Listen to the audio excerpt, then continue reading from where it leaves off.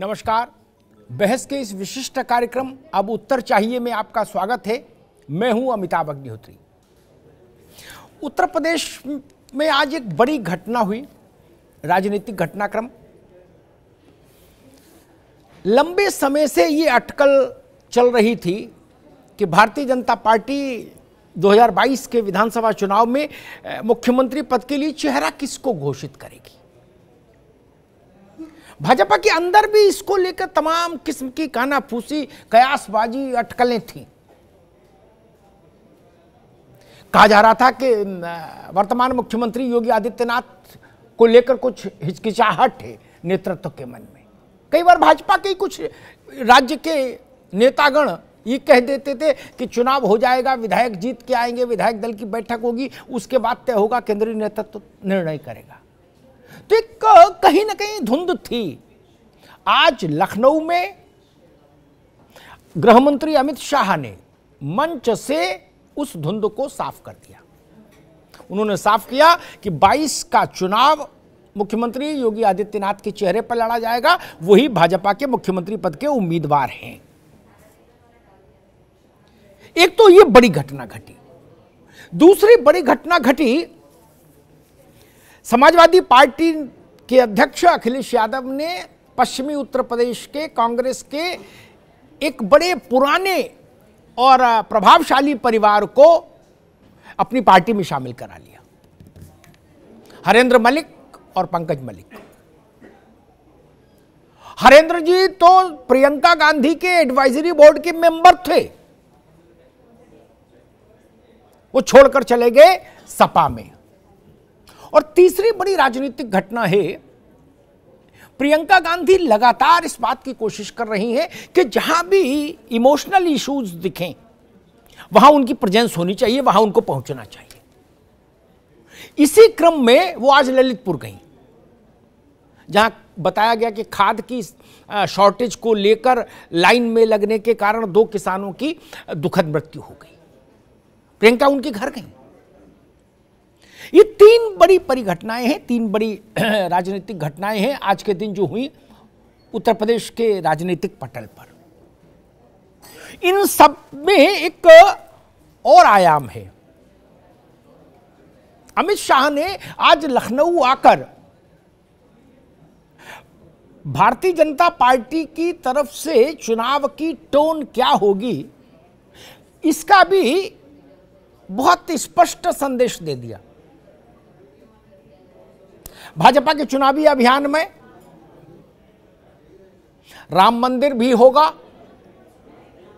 केंद्र और राज्य सरकारों के 5 वर्ष के कामकाज भी होंगे। यानी वोट राम पर भी मांगा जाएगा और वोट काम पर भी मांगा जाएगा। अमित शाह के भाषण को आप सुनिए तो उसमें एक ही बात बहुत साफ तौर पर समझ आती है हमको। और दूसरी बात, अमित शाह ने उत्तर प्रदेश के लिए एक जो नया टारगेट दिया है, चूंकि वो अपने कार्यकर्ताओं को संबोधित कर रहे थे, उन्होंने कहा कि 300 से ज्यादा सीटें चाहिए। तो स्वाभाविक है, अमित शाह हर राज्य के चुनाव से पहले एक संख्या जरूर तय करते हैं अपनी पार्टी के कार्यकर्ताओं के लिए लक्ष्य के तौर पर। उत्तर प्रदेश में इस बार उन्होंने तय किया 300 पार जाने का। इस सारे राजनीतिक घटनाक्रम पर हमने एक पैकेज तैयार किया है, पहले उसको देखिए, उसके बाद मेहमानों से आपका परिचय कराएंगे और फिर शुरुआत करेंगे बहस की। शुक्रवार को सियासत का मेगा शो रहा सूबा उत्तर प्रदेश में। शाह, भैया और दीदी की दस्तक ने 2022 के दंगल का ट्रेलर दिखा दिया। लखनऊ दौरे पर पहुंचे अमित शाह ने विपक्ष को एकता के बंधन में बांधते हुए कहा, नई पोशाक पहनकर चुनाव में ही नजर आता है सपा, कांग्रेस और बसपा का ये विपक्षी परिवार।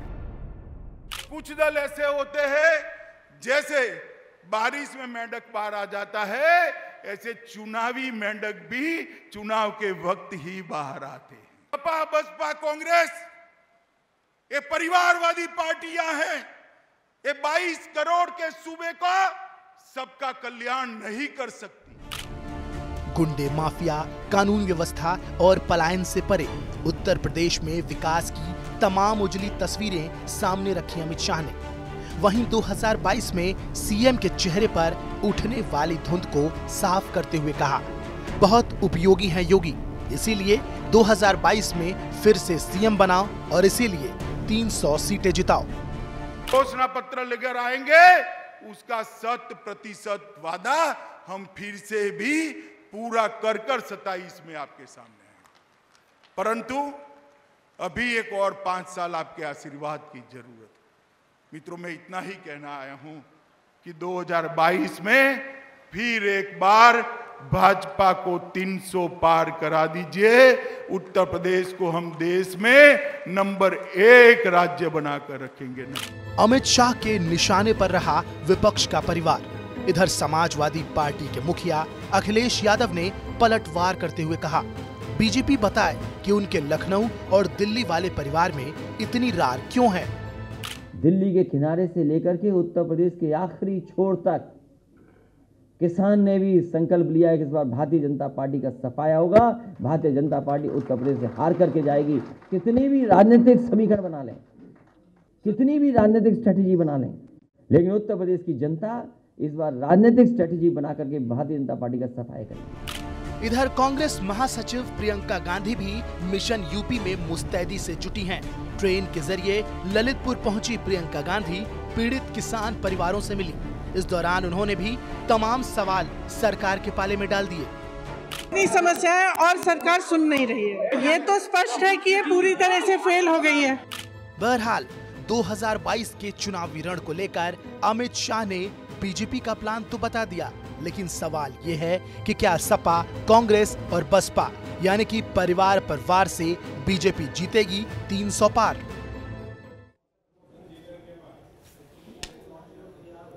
परिवारवादी पार्टियां हैं समाजवादी पार्टी, कांग्रेस और बसपा। अमित शाह ने आज मंच से ये कह के भाजपा की मंशा साफ कर दी कि इस चुनाव में उसका एजेंडा क्या होगा और कैसा होगा। हमारे साथ 2 मेहमान अभी जुड़े हुए हैं। समाजवादी पार्टी से प्रवक्ता मनोज यादव जी हैं, उनका स्वागत, और कांग्रेस से अंशु अवस्थी जी, उनका भी बहुत बहुत स्वागत। बीजेपी से अनिला सिंह अभी थोड़ी देर में जुड़ेंगी। मनोज यादव जी, आपसे बात शुरू करेंगे क्योंकि आज आपके अध्यक्ष जी भी फॉर्म में थे और उधर अमित शाह जी का भी हमला आप ही पे था ज्यादा।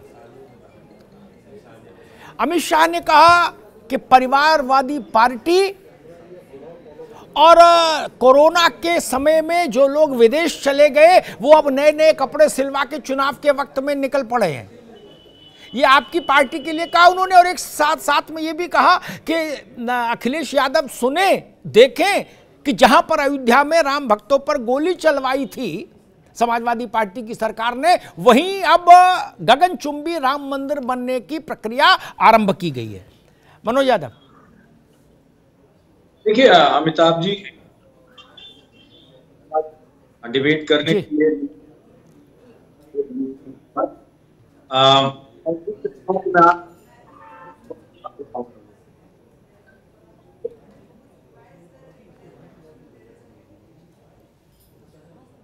मनोज जी की आवाज में कुछ मुझे लग रहा है तकनीकी दिक्कत है क्या? मनोज जी, आपकी आवाज में कुछ तकनीकी दिक्कत लग रही है मुझे। मैं अपने साथियों से कहूंगा जरा उसको दिखवाएं, आप भी अपने एंड पे देखिए। मैं अंशु अवस्थी जी के पास आता हूं। अंशु जी, उन्होंने कांग्रेस पार्टी को भी परिवारवादी पार्टी कहा, भारतीय जनता पार्टी के केंद्रीय नेतृत्व और दूसरी ओर आपकी नेता हर उस जगह जाना चाहती हैं जहां कुछ भावनात्मक इशू खड़ा हो, लेकिन मुश्किल ये है कि वो तो मेहनत कर रही हैं, यानी वो एक तरफ से बाल्टी भरने की कोशिश कर रही है लेकिन बाल्टी में छेद है, पानी निकलता जा रहा। अब बताइए, जब वो वहां ललितपुर में संघर्ष कर रही थी प्रियंका गांधी, तो यहां हरेंद्र मलिक, पंकज मलिक सपा ज्वाइन कर रहे थे। अब कैसे चलेगा ऐसे? अमिताभ जी, आपने दो सवाल पूछे। पहला तो अमित शाह जी ने जो परिवारवाद को लेकर आरोप लगाया है जी, तो ये स्वाभाविक है। ये अमित शाह जी कोई पहली बार बात नहीं कर रहे हैं और ये वही बात कर रहे हैं जो आरएसएस की सोच है। आरएसएस कभी नहीं चाहता कि लोगों के जो परिवार है वो फले और फूले। उनको देश के लोगों के परिवारों से भी नफरत है। इसीलिए तो जितनी सरकार की नीतियां थी उससे सिर्फ और सिर्फ जनता परेशान हुई, पीड़ित हुई। तो सवाल ये है कि उत्तर प्रदेश की जनता हो या देश की जनता हो, भारतीय जनता पार्टी और आरएसएस के चरित्र को पहचान चुकी। अब परिवार कोई होना बुराई नहीं होती, लेकिन अमित शाह जी नहीं, परिवार होना बुराई नहीं अंशु भाई, परिवार होना बुराई नहीं, परिवारवाद होना बुराई हो जाती है लोकतंत्र में। परिवारवाद भी, परिवार तो ठीक ही है, परिवार तो हो गई। कुछ नहीं। देखिए, परिवारवाद से ज्यादा महत्वपूर्ण ये है कि नियत क्या है, सोच क्या है। अगर नियत जन सेवा की है, सोच की है, तो परिवारवाद बिल्कुल बुरा नहीं। अगर डॉक्टर के बेटा डॉक्टर बनता है तो इसमें क्या बुराई, अपनी प्रतिभा से आता है। नेता का बेटा जनता के बीच में जाता है और लोगों से जनादेश लेता है, तो इसमें क्या बुराई है। भारतीय जनता पार्टी में भी बहुत सारे ऐसे तमाम उदाहरण हैं। इसका मतलब उनको इससे पहले वसुंधरा राजे से पूछना चाहिए, रमन सिंह से पूछना चाहिए, राजनाथ सिंह जी से पूछना चाहिए। तो सबसे पहले जिनके घर शीशे के होते वो दूसरों पर पत्थर नहीं फेंकते, ये पहली बात है। दूसरा, उत्तर प्रदेश में अमिताभ जी लगातार जो घटनाएं हो रही हैं, आप देखिए, ये इमोशनल पहलू नहीं जहां प्रियंका गांधी जी जा रही, हर जगह पर सरकार अपराधियों के साथ खड़ी नजर आई और पीड़ित न्याय के लिए दरबदर भटकता नजर आया। लखीमपुर की घटना हो, हाथरस की घटना हो या आज ललितपुर की घटना हो, वाकई में जितना दुखद है। हम तो ये कहते हैं कि प्रियंका गांधी जी जा रही हैं, दूसरे पार्टियों को भी जाना चाहिए। उत्तर प्रदेश के मुख्यमंत्री की पहली जिम्मेदारी है कि वो सबसे पहले प्रदेश के जो पीड़ित हैं उनके साथ खड़े हों। जब वो नहीं खड़े होते हैं तो हमारी विपक्ष के नाते नैतिक जिम्मेदारी है कि हम उनके साथ खड़े हों, उनके दुख दर्द को बांटें। ये अलग बात है कि उनके परिवार के जो व्यक्ति चला गया उसे वापस नहीं ला सकते, लेकिन सभी संवेदना जताते हैं, हम भी जता रहे हैं और उनको एक भरोसा दिला रहे हैं कि बीजेपी की सरकार से ठीक है। अंशु अवस्थी, ठीक है, एक टिप्पणी मैं करूंगा जो वक्तव्य अंशु अवस्थी ने दिया उस पर, फिर मनोज यादव के पास जाऊंगा। परिवारवाद पर, डॉक्टर का बेटा डॉक्टर हो, वकील का बेटा वकील हो, मास्टर का बेटा मास्टर हो, नेता का बेटा नेता हो, कोई दिक्कत नहीं।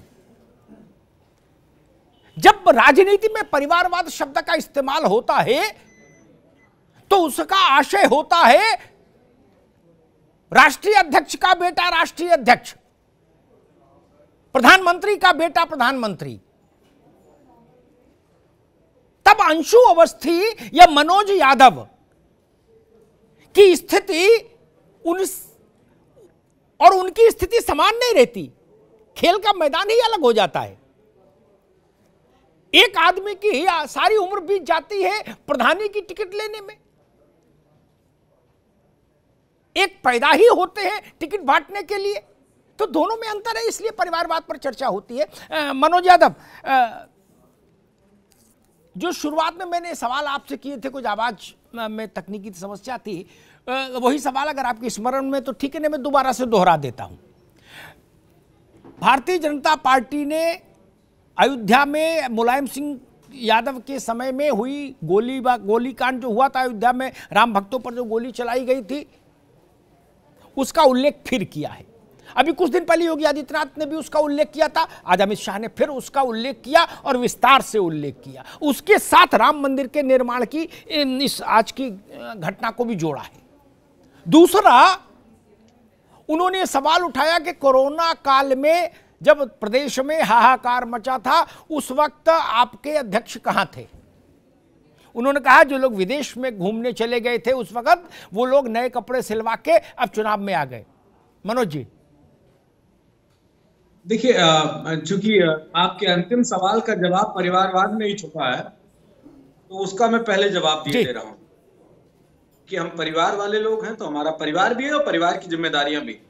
एक नेता के रूप में, एक राष्ट्रीय अध्यक्ष के रूप में, एक पूर्व मुख्यमंत्री के रूप में जितनी जिम्मेदारियां हैं, उसका कुछ अंश हमारे परिवार में हमारी बेटी है, बेटा है, बहन है, भाई है या रिश्तेदार है, उनकी भी जिम्मेदारियों का निर्वहन करना हमारा ही दायित्व है, तो वो हम अपना काम पूरा कर रहे हैं।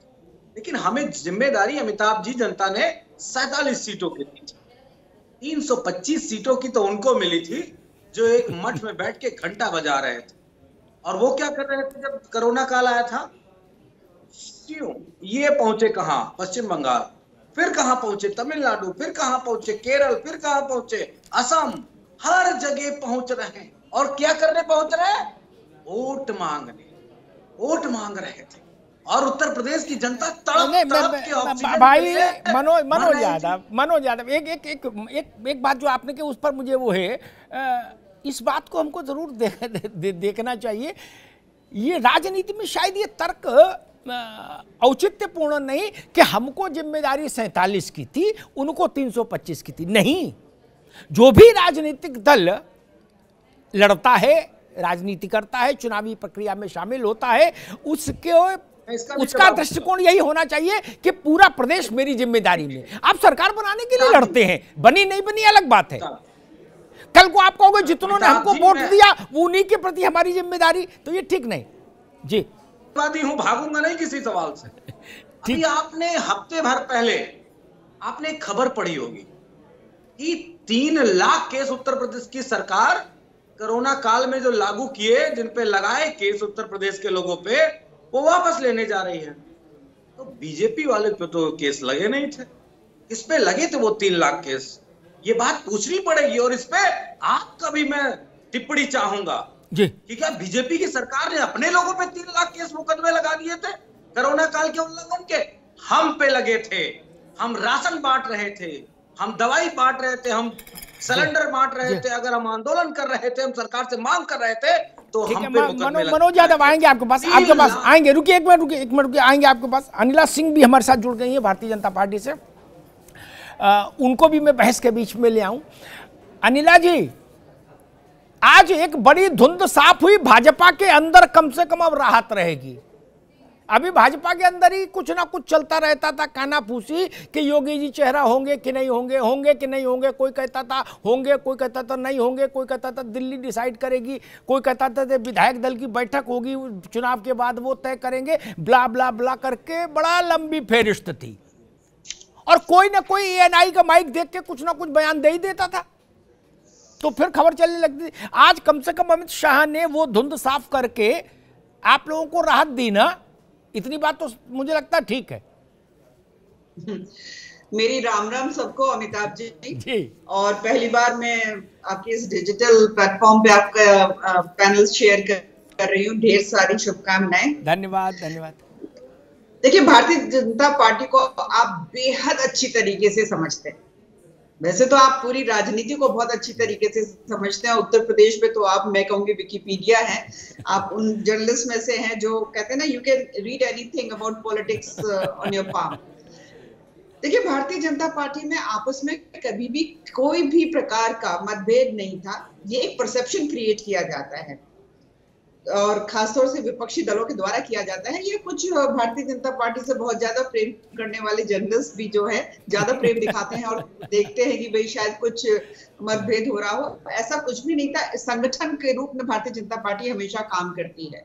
हमारे लिए पार्टी सर्वोपरि है, व्यक्ति विशेष सर्वोपरि नहीं है। बाकी राजनीतिक दल देखिए व्यक्ति विशेष से पूरा चलते हैं, परिवार विशेष से पूरा चलते हैं। भारतीय जनता पार्टी में अनुशासन से, संगठन से सब कुछ चलता है। बाकी लोगों की ठीक है, उनकी मंशाएं होंगी, शायद कोई फूट पड़ जाए भारतीय जनता पार्टी में, बिल्कुल ऐसा नहीं हुआ। 4.5 वर्ष में जिस प्रकार से योगी आदित्यनाथ जी ने उत्तर प्रदेश के लिए निरंतर कार्य किया है, वो अपने आप में अद्वितीय है। इस प्रकार के इतिहास में, उत्तर प्रदेश के राजनीतिक इतिहास में, मैंने तो किसी मुख्यमंत्री को इस प्रकार से कर्मठता से कार्य करते हुए नहीं देखा। कर्मठता ही नहीं, मैं कहूंगी कि पूरी स्पष्टवादिता से जी। और मैं इतनी माइक्रो मैनेजमेंट वो करते हैं, अधिकारियों के बीच में जाकर बैठ के करना, किस प्रकार से लाभ पूरा पहुंचाना। तो जो मुख्यमंत्री जो है हर लेवल पर जाकर चीजों को देखता है, तो वो डेफिनेटली डेडिकेटेड है उत्तर प्रदेश के लोगों के लिए। सारे वर्टिकल्स देख लीजिए Amitabh ji, right from health to education to infrastructure to security to safety to law and order, किस वर्टिकल पे ये खड़े नहीं उतरे हैं। मैं ओपन चैलेंज देती हूँ कि आप जो भी मुख्यमंत्री पहले रहे हो, चाहे अपराधियों पर राज करने वाले रहे हो, चाहे भ्रष्टाचारियों को पनाह देने वाली हो, कोई भी आ जाए, मैं सीधे चैलेंज करती हूँ और काम का कंपैरिजन कर ले। फ्लाइंग कलर्स से योगी आदित्यनाथ जी आपको जीतते हुए दिखाई देंगे। जी अनिला जी, एक सवाल मेरे जहन में आता है जी। अभी कुछ दिन पहले योगी जी ने बहुत दृढ़ता के साथ, बहुत फोर्स के साथ इस बात को रखा एक मंच पर कि अयोध्या में गोली चलाने वाले लोगों को की सरकार को भूला नहीं जा सकता और भूलना भी नहीं चाहिए। उसी बात को आज अमित शाह ने रिट्रेट किया। ठीक, एक पहलू ये।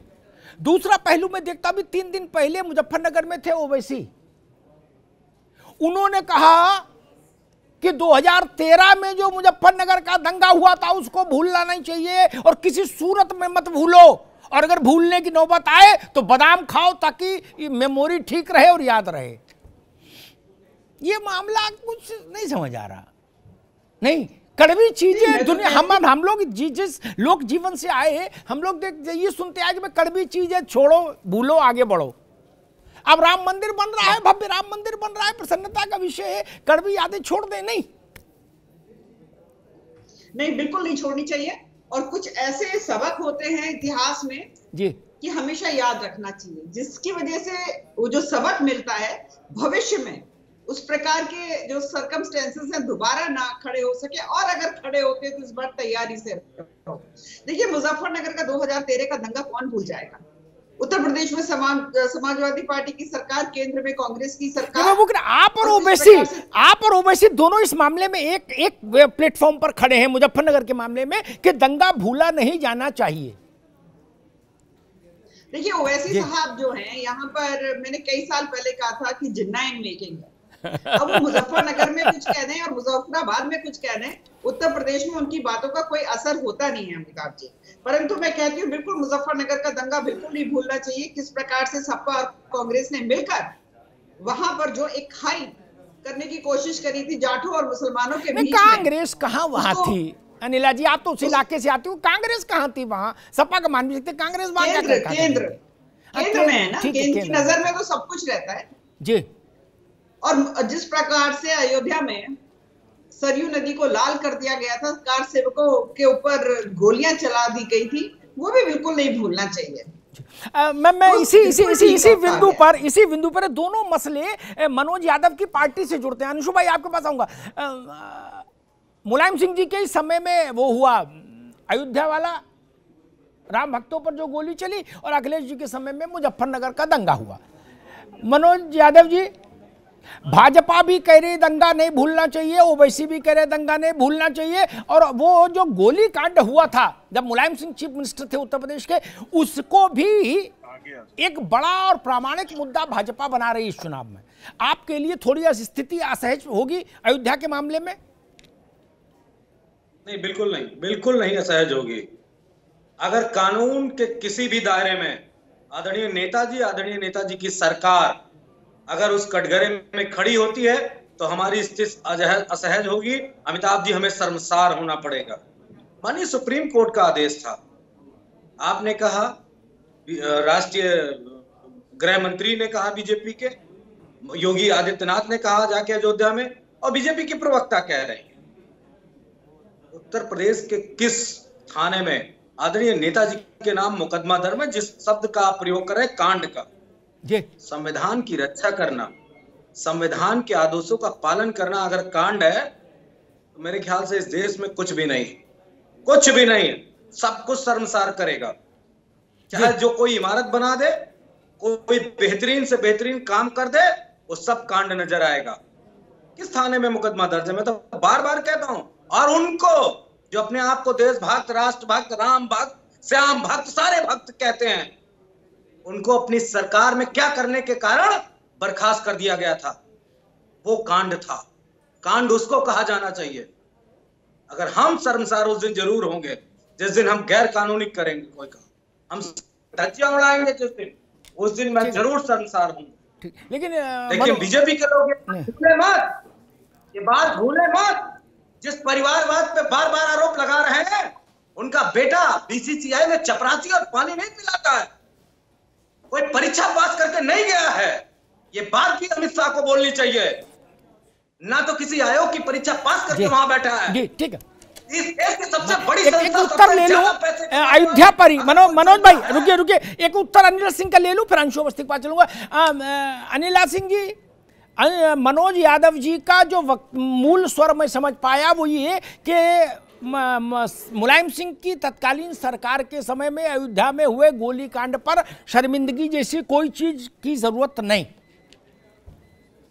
देखिए, ऐसा है कि अभी प्रवक्ता समाजवादी पार्टी ने फिर से वही बात कही थी जो कि हम लगातार कह रहे हैं, इन्होंने एंडोर्स कर दिया, उन्होंने उसमें सील लगा दी कि समाजवादी पार्टी के मुखिया मुलायम सिंह यादव जी ने जानबूझकर कार सेवकों को गोलियों से भून दिया। और क्यों भून दिया? क्योंकि उनको तुष्टीकरण की राजनीति करनी थी। संविधान का नाम लेकर संविधान को बदनाम करते हुए जो भोले भाले कार सेवक थे उनको गोलियों से भून दिया, मार डाला। पता नहीं कितनों की तो लाशें ही नहीं मिली, वो लाशें सरयू नदी में डाल दी गई थी।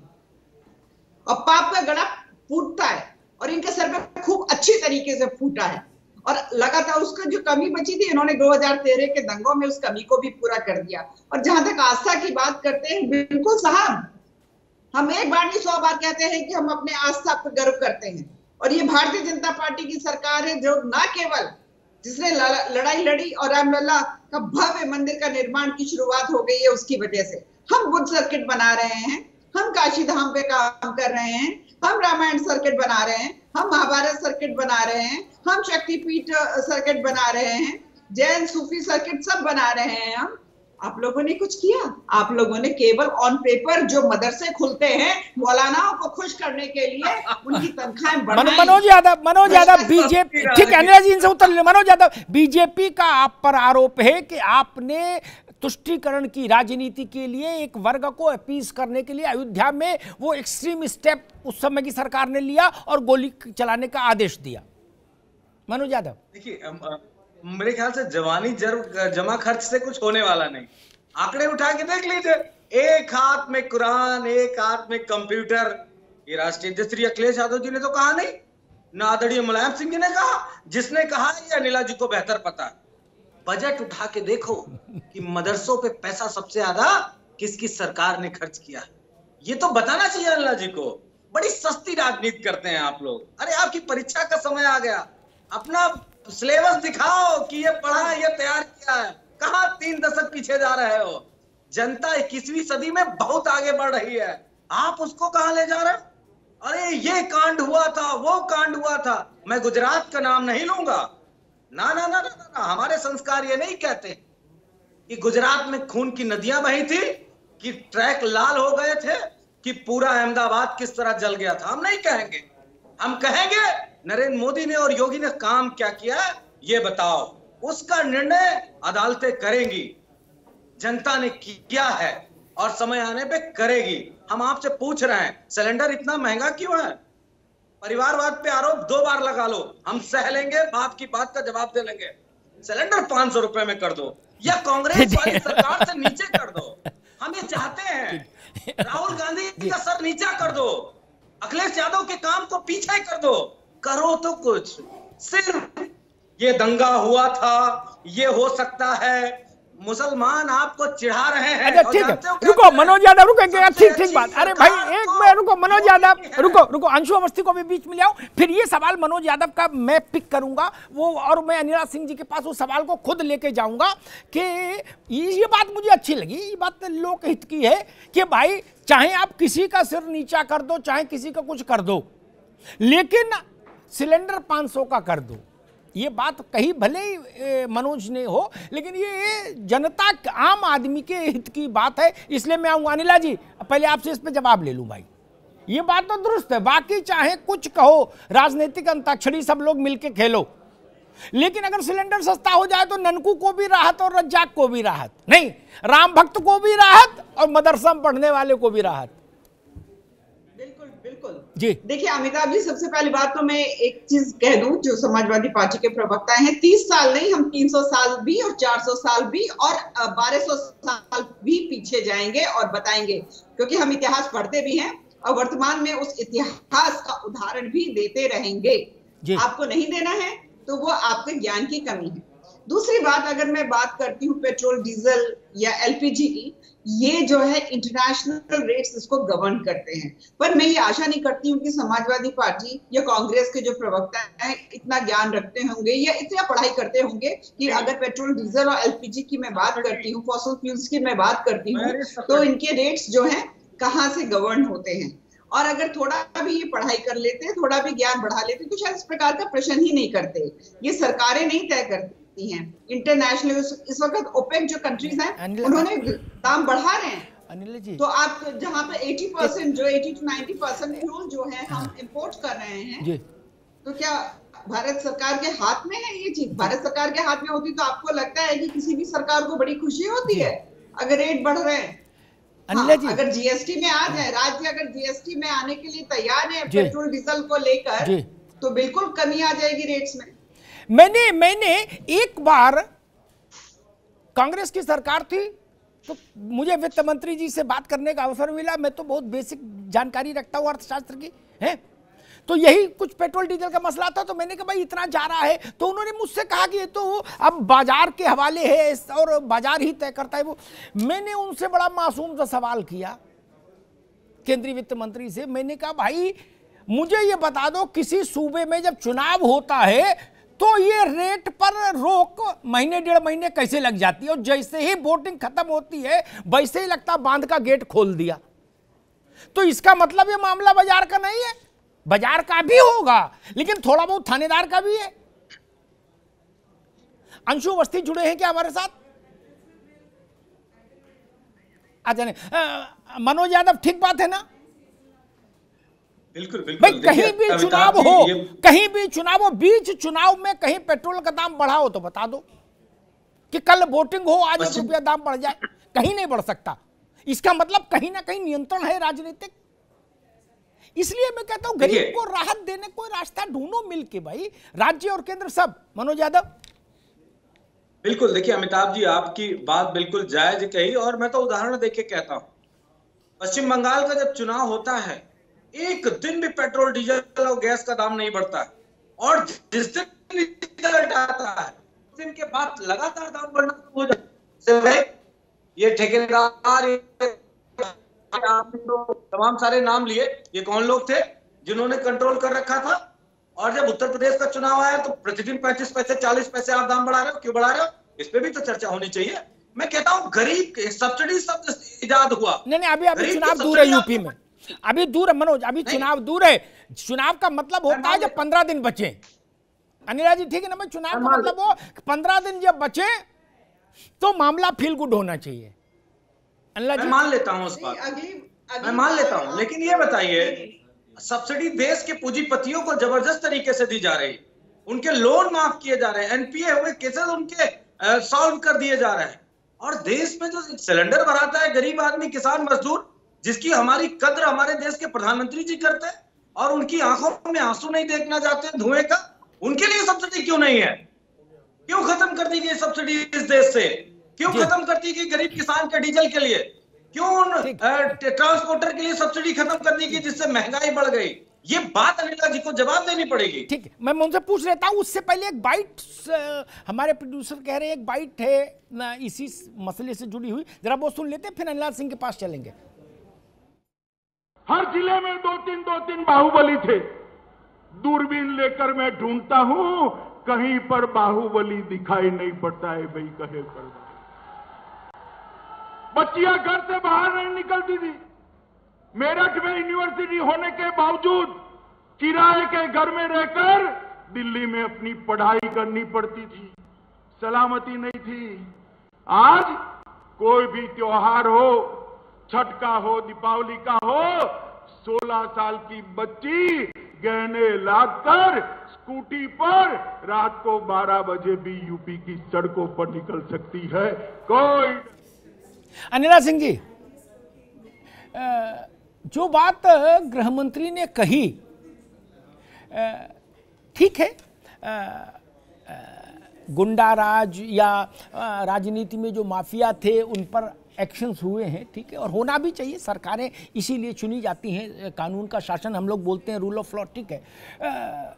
लेकिन अभी भी आपको नहीं लगता कि महिला सुरक्षा को लेकर बहुत कुछ सुधार की जरूरत बाकी है? नहीं, बिल्कुल बाकी है। मैं कब मना, कई घटनाएं ऐसी घटती हैं कई बार उत्तर प्रदेश में जिनको लेके बड़ा मन विचलित हो जाता है, बच्चियों को लेके। बिल्कुल 25 करोड़ की आबादी वाला मेरा प्रदेश है है ना। अगर यूएसए की आबादी देखी जाए वो 34 करोड़ है और केवल 7 ऐसे देश हैं पूरे विश्व में जिनकी आबादी यूपी से ज्यादा। पूरा देश है मेरा प्रदेश। बिल्कुल आप बात ठीक करें, अभी भी हमने बहुत काम किया है, अभी भी बहुत काम करने की आवश्यकता है। ये वही प्रदेश है कि हमारी बच्चियां जो हैं 1 किलोमीटर रात होने के बाद पैदल नहीं जा सकती थी। कोई गारंटी नहीं थी कि घर वापस आएंगी कि नहीं आएंगी, या गाड़ी में खींच ली जाएंगी। आप ये कहेंगे कि एनसीआरबी के आंकड़ों में अभी भी उत्तर प्रदेश में महिला अपराधीकरण अव्वल में है, पर आप इसको कंपैरेटिव एनालिसिस करिए कि पहले से कमी आई है कि नहीं आई। मैं तो कह रही हूँ कि 25 करोड़ की आबादी वाला मेरा प्रदेश है जहाँ पे अपराधी जो है पैर पसाए बैठे हुए थे। आज बलात्कार में 50% से भी ज्यादा कमी आ गई है।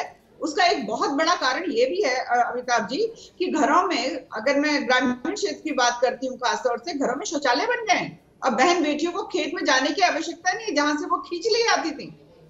आप चाहे दहेज हत्या का विषय उठा लीजिए, चाहे आप जो सौदे छेड़ा करते थे उनका विषय उठाकर देख लीजिए, भारी कमी आई है। पहले स्कूल में लड़कियों का ड्रॉप आउट रेट देखिए कितना ज्यादा था, उसमें कितनी कमी आ चुकी है। तो काम निरंतर किया। जैसे हमारी सरकार बनी थी हमने एंटी रोमियो स्क्वाड बनाया था और किस प्रकार से विपक्ष ने उसके ऊपर हमला किया था। अरे भाई बहनों को पकड़ लेते, भाई बहन, अरे मतलब क्या आपने ये जो पुलिस वालों को या और लोग जो इसमें लिप्त है वो इतने मूर्ख हैं कि भाई बहन कौन है, या फिर ऐसा लड़का जो छेड़ रहा है वहां पे कॉलेज स्कूल के सामने खड़ा होके, वो समझ में नहीं आ रहे हैं क्या? परंतु पहले महिलाओं की, बेटियों की, बच्चियों की अस्मिता के विषय में, उनको एम्पावर करने के विषय में नहीं सोचा जाता था। योगी आदित्यनाथ जी की सरकार ने, मोदी जी की सरकार की गाइडेंस में मैं इसी सवाल जी अनिला सिंह, मैं इसी सवाल को और स्पेसिफिक करके ताकि जनता भी समझ पाए, इसको बिल्कुल साफ करके मनोज यादव के पास ले जाता हूँ। मनोज यादव, मुख्तार अंसारी और अतीक अहमद, दो के विरुद्ध हुई तमाम कार्रवाइयों को भारतीय जनता पार्टी विधानसभा चुनाव में कुछ प्रमुख मुद्दों में शामिल करेगी। आज इसका इशारा भी गृह मंत्री ने दे दिया। और इसका एक मैसेज, एक सेकंड सवाल सुन लो, इसका एक मैसेज जाता है जब इतने बड़े बड़े माफिया और बाहुबलियों के भवन गिरा दिए जाएं, उनके महल, राजप्रासाद बुलडोजर ध्वस्तीकरण कर दे और उनकी जमीन खुर्द बुर्द हो जाए, सरकार के पास चली जाए, तो जनता को लगता है कि हाँ भाई ये मामला ठीक हुआ।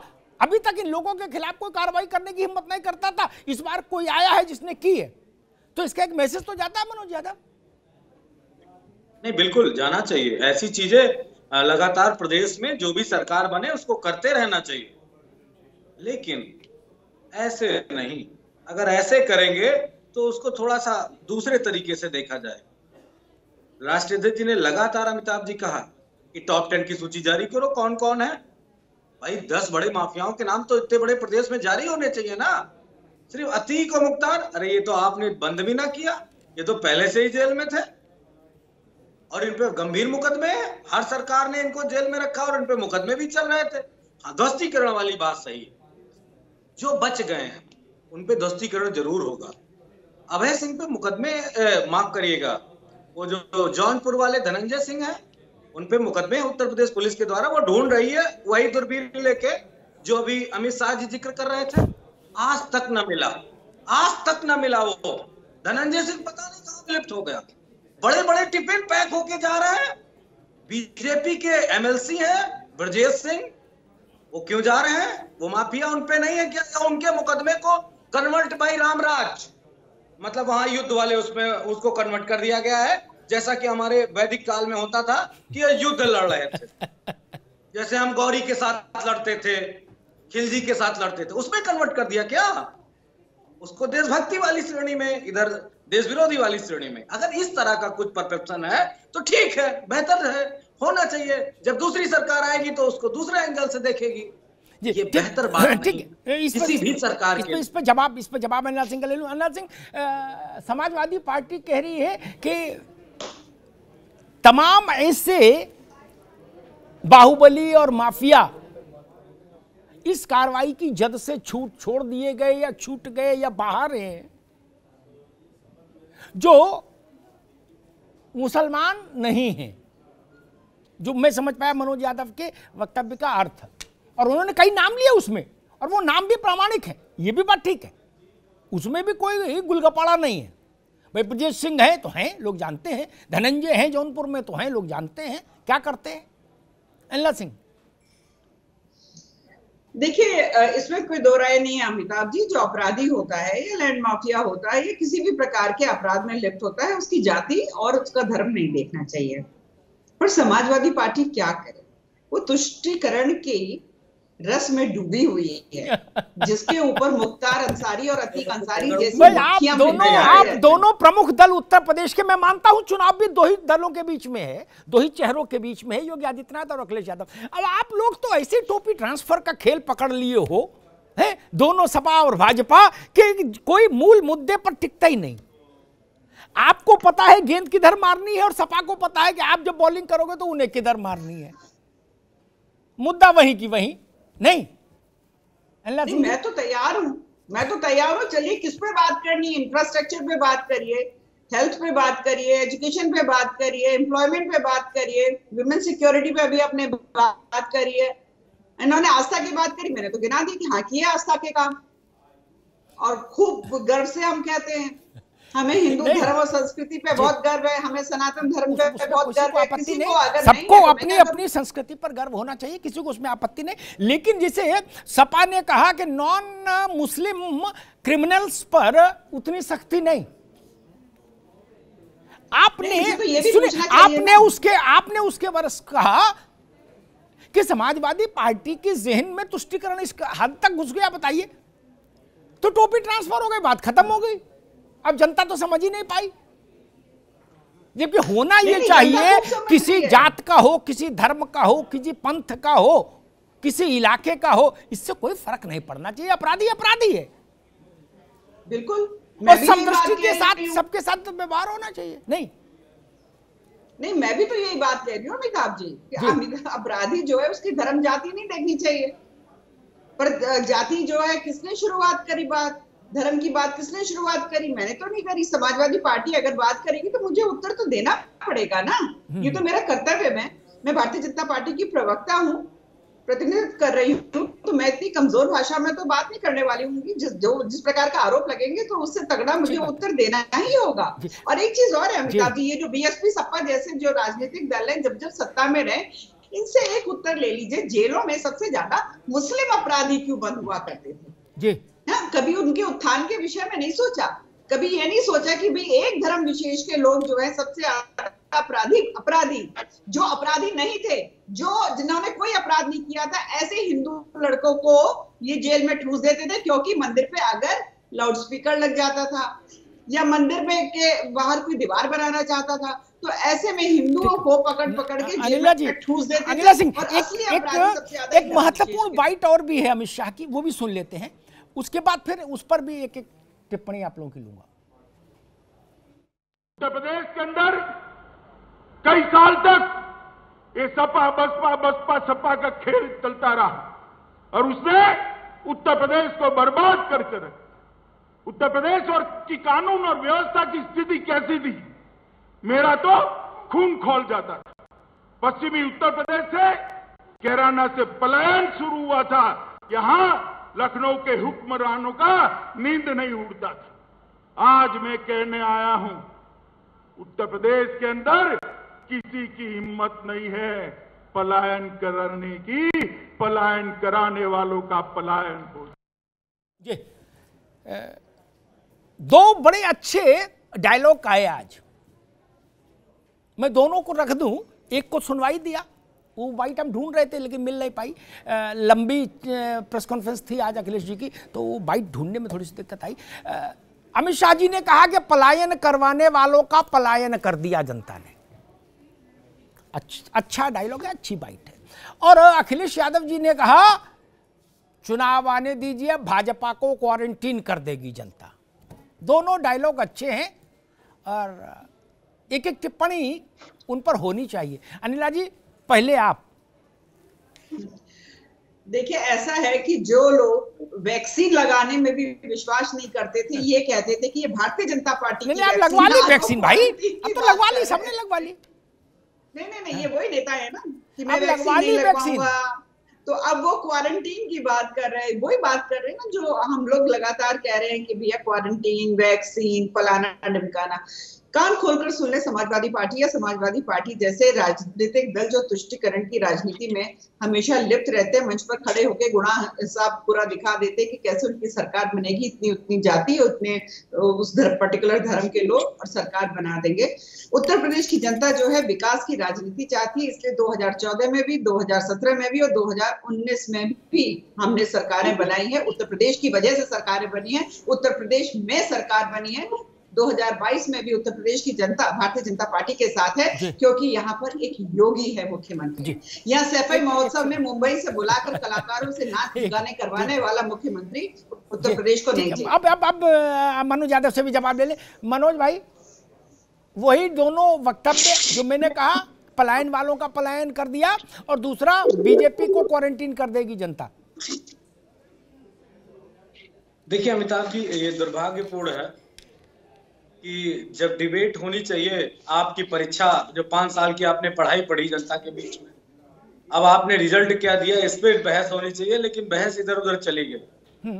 लेकिन एक बात स्पष्ट है, सरकार हमारी हो, गोरों की हो, कालों की हो, लंबों की हो, ठिगनों की हो, लाल टोपी वालों की हो, गिरवा वस्त्र वालों की हो, सरकार को जनता के लिए काम करना पड़ेगा और लोक कल्याणकारी काम करने पड़ेंगे। अगर काम कर रही हैं सरकारें तो उनको बधाई, अगर नहीं कर रही हैं तो निश्चित तौर पे सवाल उठेंगे, सरकार मेरी हो या तेरी हो। जी। पाटीदार का नाम आपने सुना है, इंद्रमणि त्रिपाठी हमारे बुंदेलखंड के थे, व्यापारी थे, क्या कसूर था, पैसे नहीं दिए। जानते हैं वो किनके रिश्तेदार हैं? गुजरात से आए थे, जो अभी जो दूरबीन की बात कर रहे थे, जो पलायन की बात कर रहे थे, इन्हीं के कहीं से रिश्तेदार है। आज तक एक आईपीएस नहीं ढूंढने मिला। डबल इंजन की बुलेट ट्रेन की सरकार की स्पीड, गति, तेज, ताकत सब खत्म। पाटीदार आज तक नहीं आ पाया, उस हमारे त्रिपाठी जी को नहीं इंसाफ मिल पाया। आप कहते हो माफिया राज उत्तर प्रदेश में था, अरे सबसे बड़ा माफिया राज आपने स्थापित कर दिया। दामाद लगता है ना गृह मंत्री जी आपका पाटीदार, जो आज तक आपने नहीं गिरफ्तार किया उसको। आप तो पाकिस्तान से लोगों को लाने वाले थे, अरे अपने देश के एक आईपीएस को ले आओ जो हत्यारा है। अगर हत्यारा नहीं है तो कोर्ट के सामने प्रस्तुत हो। 2 साल से ज्यादा हो गया अमिताभ जी समय। इस तरह सरकारें नहीं काम करती हैं। हम सिंगल इंजन की सरकार थे, हम दम भरते थे कि हमने 23 महीने में एक्सप्रेस वे बना के दिखा दिया उत्तर प्रदेश में। 2.5 साल, 1.25 साल के अंदर, 2 साल 3 महीने के अंदर हमने चला दिया मेट्रो लखनऊ में। और जिस मुख्यमंत्री आवास उस कार्यालय में बैठते हैं ना, वो भी 2 साल में बना के दिखा दिया। पेपरलेस। आपने क्या लेस किया? आपने तो जनता की कमाई लेस की। मनोज यादव ने पाटीदार का मसला उठाया, मैं उस पर अनिला जी की एक छोटी सी टिप्पणी चाहता हूं। अनिला जी। जी अमिताभ जी। महोबा में जो वहां का उस वक्त का एसपी था पाटीदार, उसके उत्पीड़न से तंग आकर एक व्यवसायी वहां के त्रिपाठी जी उन्होंने आत्महत्या कर ली थी। वो मसला हुआ, पाटीदार पर शायद 1 लाख तक का इनाम हो गया, लेकिन पाटीदार आईपीएस अधिकारी होकर गायब ही हो गया। अन्ना जी। बिल्कुल, देखिए इस प्रकार की जब घटनाएं आती, जैसा मैंने कहा ना कि अपराधी अपराधी हो, चाहे वो खाकी में हो चाहे वो खादी में हो, अगर वो अपराध करेगा तो कानून अपना काम करेगा। वो अपराधी है तो बिल्कुल उसकी ढूंढ भी चल रही होगी, इंटरोगेशन इन्वेस्टिगेशन भी हो रहा होगा। आपको पता है कि जो एक प्रक्रिया होती है उसके तहत बिल्कुल। अरे भाई क्यों चिंता कर रहे हैं, इतना परेशान हो रहे हैं? 47 तान दो ना, जैसे बिकरू कांड वाले अपराधी के बच्चों पे तानी थी, नहीं, बिकरू कांड की तरफदारी कैसे हो सकती भाई? ना मनोज यादव ने क्या बिकरू कांड की तरफदारी होगी? नहीं, वो भी उनके बच्चे में जैसे संगीन तानी गई थी, मैं उसकी कर रहा हूँ कि पाटीदार की बता रहा हूँ ना। कैसी बातें कर रहे हैं? जवाब नहीं तो कैसी बात? नहीं, बिकरू कांड की तरफदारी नहीं हो सकती ना। नहीं, अमित शाह का दामाद है पाटीदार क्या? नहीं, भारतीय जनता पार्टी का कार्यकर्ता था क्या? और गोधरा कांड की बात करने वाले सुन लो, गोधरा कांड से पहले क्या हुआ था? हिंदुओं को जला दिया गया था, हिंदुओं के दुश्मन। सुन लो कान खोल के, गोधरा कांड की बात आपने कही थी, मैं वापस लेकर नहीं आना चाह रही थी। गोधरा कांड से पहले हुआ क्या था? हिंदुओं को जला दिया था, उनकी गलती ये थी कि केवल वहीं ऐसे आ रहे थे। अपने अंदर थोड़ा सा औरत की पन जगाओ, हिंदुओं के प्रति आप लोग आप ज्यादा औरत जहर है के सामने, हिंदुओं के प्रति इतना जहर है समाजवादी पार्टी के मन में। शर्म आनी चाहिए आप लोगों को। अपराधी अपने आप को सबसे बड़ा हिंदू बोलने का प्रयास कर रहे थे ना, अखिलेश सच्चाई उड़ाई दी। खुशी आप उनके प्रवक्ता हैं, लगातार आप बता भी रहे हैं कि समाजवादी पार्टी को इस प्रकार से हिंदुओं से नफरत है। आप लोगों के इसीलिए प्लान होता था, प्लान करने वाले जो है ना आज भाग गए हैं, ये गलती लेकर खड़े हुए हैं। ये ताकत है योगी आदित्यनाथ जी की। जा रही है जो कभी नहीं हुआ गोदी में पालते थे, वो अपराधियों के देखिए, अब आप छुड़वाने की वकालत करते थे, वो दंगाइयों के विषय में बात करें। मुझे लगता है कि बात आ गई। अब जो कुछ है वो तनाव है, वो टकराव है, और उसकी बहुत जरूरत नहीं। देश में वैसे ही बहुत तनाव टकराव आता रहता है, मिलता रहता है। मैं इस बहस को अगर समाप्त करने की कोशिश करूं तो मैं सारी राजनीतिक बिरादरी के लिए एक बात कहूंगा। हम लोग अभी तक चुनाव में सच में उन मुद्दों को प्रमुखता से सामने रखकर चुनाव लड़ने की कला या ईमानदारी या निष्ठा नहीं अर्जित कर पाए, जो मुद्दे आम आदमी की जिंदगी से सरोकार रखते हैं। भारत का दुर्भाग्य ये, उसमें उत्तर प्रदेश भी शामिल है, कि चुनाव आते आते अंत में जब वोटिंग की ओर प्रदेश बढ़ता है, देश बढ़ता है, वो मुद्दे हावी हो जाते हैं जिनका किसी ननकू से कोई वास्ता नहीं, जिनका किसी रज्जाक से कोई वास्ता नहीं। किसी के बच्चे की स्कूल की फीस नहीं जा सकती उस मुद्दे से। मान लो उस पर किसी का झंडा बुलंद हो भी जाए तो किसी के बिटिया के हाथ पीले नहीं हो सकते, कोई अपने बाप के मोतियाबिंद का ऑपरेशन नहीं करा सकता उस मुद्दे से।